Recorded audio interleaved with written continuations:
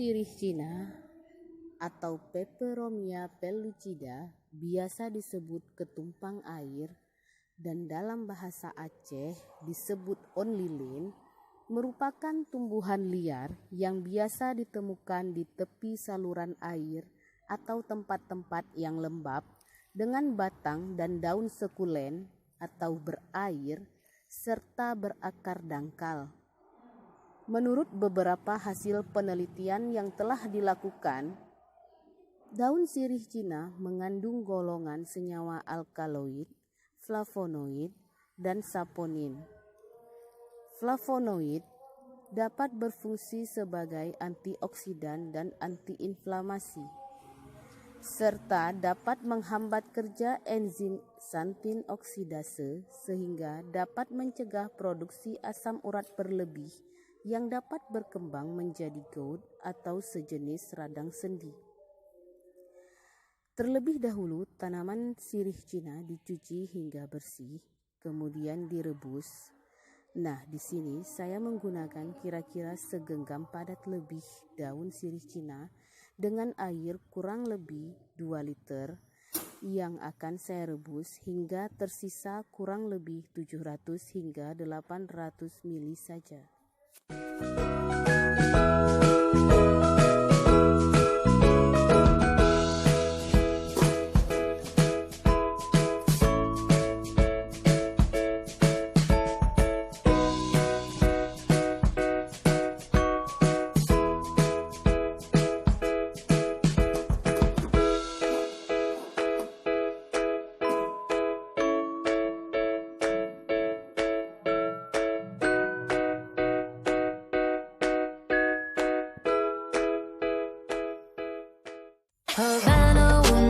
Sintetik dapat menimbulkan efek samping sehingga diharapkan dengan memanfaatkan obat-obatan herbal atau tradisional dapat meminimalisir timbulnya efek samping sehingga lebih aman untuk dikonsumsi.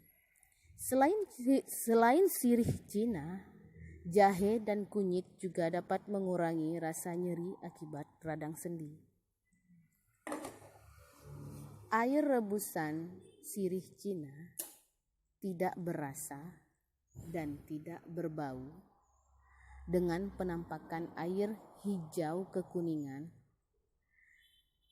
Lebih baik air rebusan ini diminum selagi hangat, insya Allah lebih bermanfaat. Dan alhamdulillah setelah minum 3 kali, nyeri yang dirasakan nenek bubu mulai berkurang.